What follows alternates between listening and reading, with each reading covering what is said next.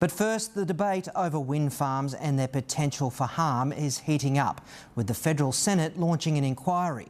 Already, South Australia's approval guidelines for turbines have been brought into question, and the Senate committee hasn't even arrived here yet. I'm minded of the tobacco companies 50 years ago testifying to a committee somewhat similar like ours, saying cigarettes do not cause lung cancer. Each turbine gets around $300,000 a year from the federal government. That's a lot of money, and I'm concerned that this could be pink pats in the air, if you like. This is Cape Bridgewater. It's a place most Australians haven't heard of. 6 hours east of Adelaide, 4.5 hours west of Melbourne in southwest Victoria. But it is fast becoming a talking point around the world. Not because of its beauty and seclusion, but because of these. Cape Bridgewater, as far as wind farms go, is not unlike hundreds of others around the world, but it has become the epicentre of world debate around the safety of wind farms to human health. It's Sunday night, and in this secluded farmhouse, a very important meeting is taking place. They behave like a giant tuning fork. Every time the blade goes past, and it vibrates down through the concrete, I'm imagining through the bedrock. It mightn't look like it, but the future of the wind energy industry in Australia, and possibly the world, could be in the hands of these people. These are just 4 of the federal senators looking into the possible harm these turbines may cause to people living close by. At the centre of the debate is this man, Mr. Stephen Cooper, and the residents in these 3 homes which border the Cape Bridgewater wind farm. It's noisy, it's terrible, you can't sleep. At the moment it feels as if it's a losing battle because of the way we've been treated subsequent to the test. The test is what has sparked the controversy. Last year, for 10 weeks, sound engineer Stephen Cooper looked for a link between the Cape Bridgewater wind farm and sensations residents in 3 of the nearest homes were saying made them feel sick. And he found one. And that's actually the critical aspect that people right around the world, and there is an acknowledgement that this study, by having the cooperation of a wind farm and the residents and to do the on-off testing, is a matter that's never been done before in the world. What this study did was identify infrasound, sound that is below a level that can be heard but can be felt, was being emitted from the Cape Bridgewater wind farm and detected by nearby residents. Noise didn't fit into what was occurring because they weren't hearing it, they were perceiving. So we added in vibration as a separate distinction because residents were reporting vibration that they could feel through the floor or experiencing. Mr. Cooper calls it a wind turbine signature, and now it's been identified, it means further studies can be conducted to see if there is a causal link between turbines and health impacts. The fundamental problem that you have in looking at the issue of wind farms is that there hasn't been health studies. And so the health studies are not there to show either an impact or no impact. It's turned Stephen Cooper and his work into a political football, with many trying to tear him down. Allegations put to the Senate Review Committee suggest Pacific Hydro, which owns the Cape Bridgewater wind farm and funded the study, was now trying to gag Mr. Cooper.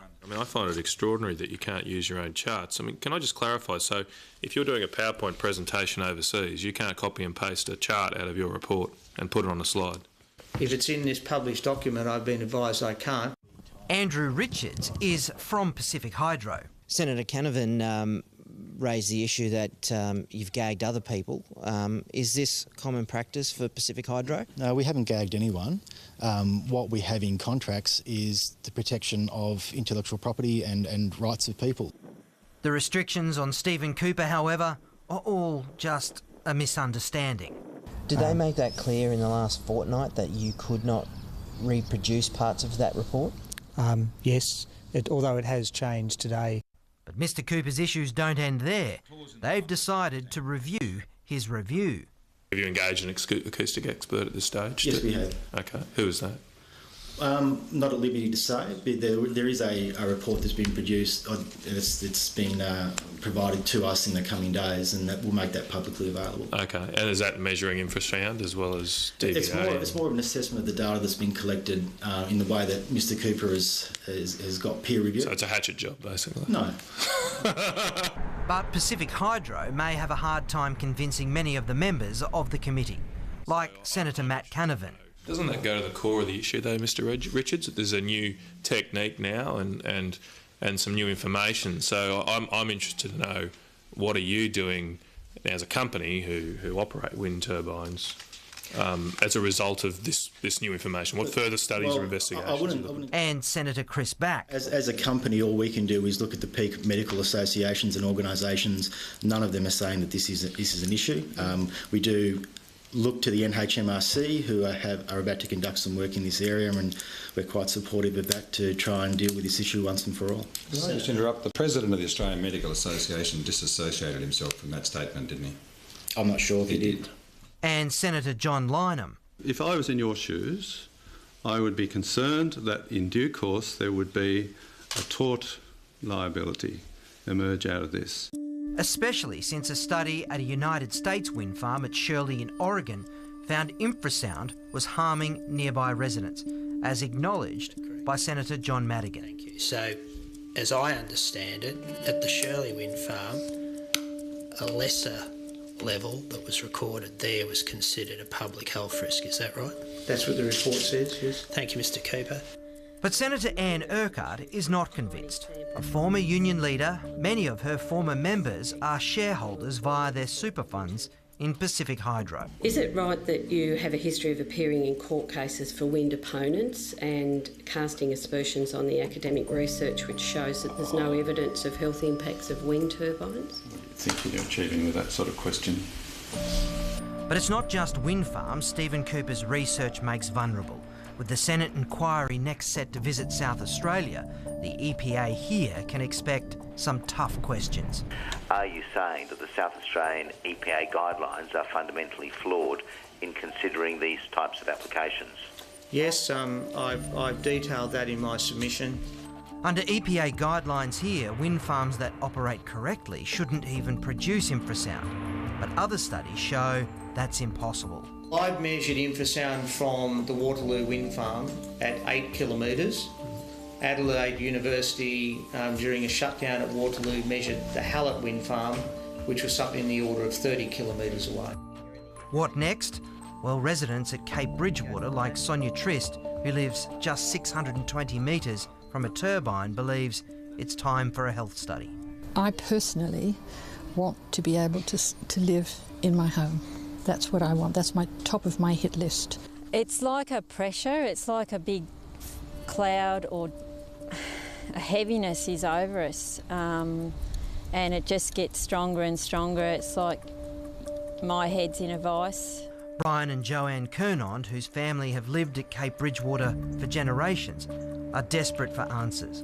Brian's adamant the turbines have done something to him. The evidence that Mr. Steve Cooper's study has provided relieves my wife and I that we are sane and our claims are legitimate. We knew that there was a problem right from the start when our family was declining in health. And while this is not the first Senate inquiry into wind farms, they're hopeful this one will finally ask the right questions and get some reliable answers. Well, my hope is that they'll leave here understanding more about what we're being exposed to. What have other wind farms around the world said to you about allowing him to do this? Have they said to you, what the hell were you thinking? Well, some have. Some have congratulated us. I think we feel as though we have nothing to hide with this, and in fact we believe that everyone will benefit from additional work in this area, because we can't continue to go on as an industry or as a company with people making these sorts of accusations.